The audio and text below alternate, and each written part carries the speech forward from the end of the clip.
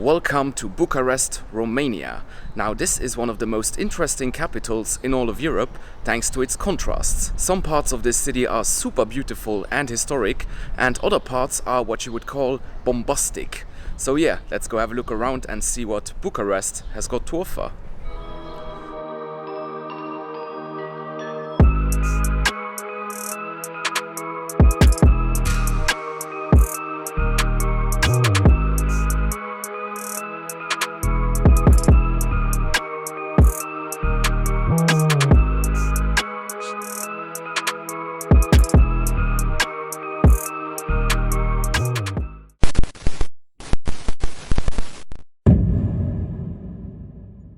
We are in the center of Bucharest now, and I'm just gonna give you a quick channel update. I was in Israel and Palestine last week, and I flew into Bucharest yesterday evening. So I got here at 3 a.m. this morning, and the time now is about 11 a.m. So I flew from Tel Aviv to Bucharest on an airline called Wizz Air, and the flight was only 38 euros, very cheap. And that's one of the reasons why I came to Bucharest, because I was looking at flights from Tel Aviv, and this was one of the cheapest options. And yeah, I have been to Bucharest before. I was here about 7 years ago, but I have not been to other parts of Romania. So on this trip I'm definitely gonna visit a few more places here in the country, because Romania has got a lot to offer. And I booked myself an Airbnb here. It's a private room inside an apartment, and it was only 28 euros per night, which is very affordable. And I booked myself 2 nights in that Airbnb, so I only got 1 full day here in Bucharest. And you know, there is much more to do in this city than what you could cover in 1 day. But I've already been here before, so my priority was to see other places in Romania. So yeah, we are in Romania here, and this country with its current borders has only existed since after World War II. But the nation of Romania is obviously much older than that. It was part of many different empires and kingdoms throughout the centuries. But yeah, a large part of the history of Romania is the country trying to defend itself against its neighbors. Throughout their history they fought against the Romans, the Ottomans, the Russians and the Hungarians and many others. Not in that order, of course, so that wasn't chronological. But anyways, Romania is famous for fighting off its neighbors. And yeah, after World War II, Romania became a communist country, and it was run by a man called Nicolae Ceausescu between 1974 and 1989. And now I'm gonna show you how Ceausescu left his mark on the city of Bucharest, and why I said that a lot of places here are quite bombastic. Have a look. This is the Palace of Parliament here in Bucharest, and it is one of the craziest buildings in the entire world. Let me tell you why. So construction started in 1984 under communist dictator Nicolae Ceausescu, and it was supposed to be the main administrative center of the country of Romania. However, it was only completed in 1997, and Ceausescu got executed in 1989. So yeah, he never saw its completion. But yeah, this building is absolutely insane. An entire neighborhood was demolished to make way for it, and it is the second largest administrative building in the world behind the Pentagon. And as you can see, it is absolutely massive. Now, if you think that your electricity bills are high, it costs 6 million euros a year just to run this building in heating and electricity. That is pretty insane. It is also the heaviest building in the world and has 1,100 rooms, out of which only around 400 have ever been used. Leading up to the Palace of Parliament, we have Boulevard Unirii, Ceausescu's answer to the Champs-Élysées in Paris. Stretching over 3.5 kilometers, the avenue is longer and wider than its Parisian counterpart.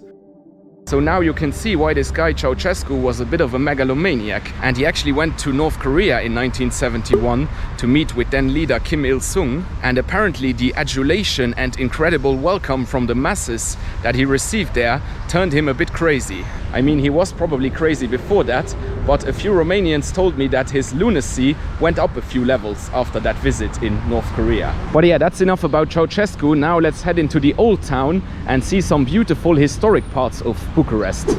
Right, we are now in the center of Bucharest here, and this is St. Anton's Church, which is apparently the oldest church in Bucharest, and it is also a pilgrimage site, which is why the lines are so long. And yeah, I don't have time for that, unfortunately, so let's head into the old town.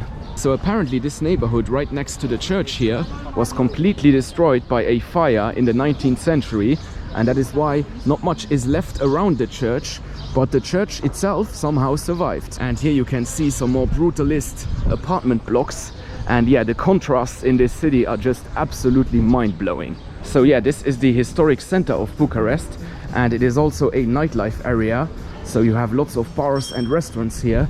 Over here we have some bars, but they aren't open yet. But yeah, this is a completely different scene to the bombastic boulevards and huge brutalist buildings that you have behind these buildings over there where the palace is located. So yeah, here we have the restaurant and bar scene, and I think that I might actually go get some food, but I do need to research the places before sitting down, because there are quite a few tourist traps here. But yeah, look at this architecture here. This is absolutely stunning, and I think that in the dictionary, next to the word contrast, they should put Bucharest, because this is the ultimate city of contrasts in my view.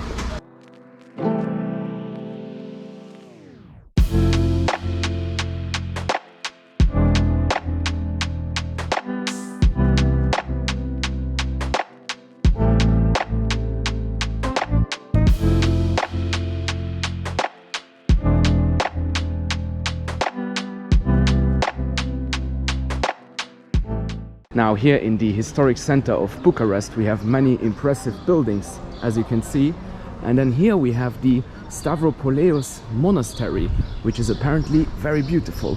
So let's go have a look. I am now walking in the courtyard of the Stavropoleos Monastery, and this monastery was built in 1724, but then it was destroyed by an earthquake and rebuilt in the early 20th century. Look at this, pretty stunning. So here's the church. Let's see, is it open? I think it is, but I'm not sure if I'm allowed to film inside. We'll see.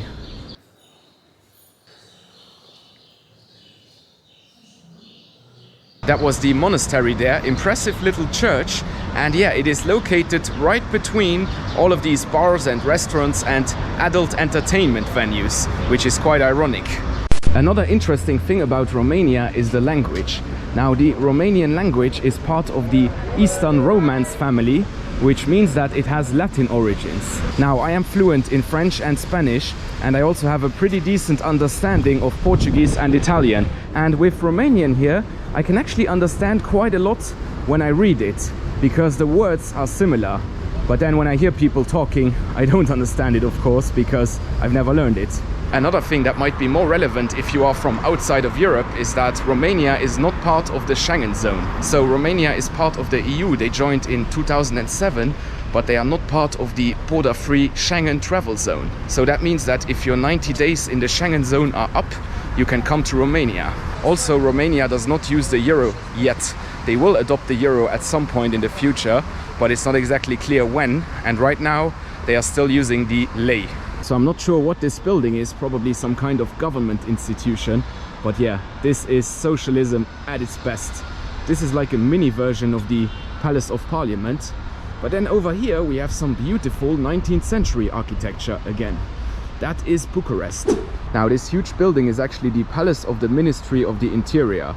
And I was talking about the language. So in Romanian you say Palatul Ministerului de Interne. And then in French you can see Palais du Ministère de l'Intérieur. So it is quite similar because the roots are the same. And that's what I was saying, that I can understand it when I read it. Not everything, of course, but definitely the context. I am now walking along a major avenue here. And as I was saying, the city is absolutely bombastic. Just look at this avenue. And yeah, I think that I'm gonna hop onto the metro to get to my next location, because walking will take too much time. Here's another completely oversized roundabout. So we got 1, 2, 3, 4, 5, 6 lanes again for a roundabout. I mean, yeah, why not, I guess. Now I gotta find the metro station. Should be around here somewhere. And then here they have these retro buses which seem to be connected to the electricity grid. I mean, yeah, Bucharest is an interesting place. Let's see what the Romanian metro is like. Right, I just bought myself a ticket here, and it was 6 Romanian lei for 2 trips. That is very cheap. Now, how do I insert this?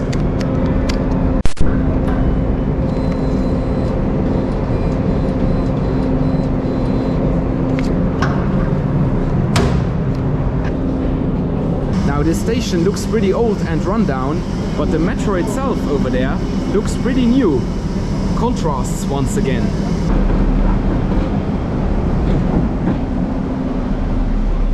Yeah, the metro itself is super nice. Urmează stația Piața Victoriei.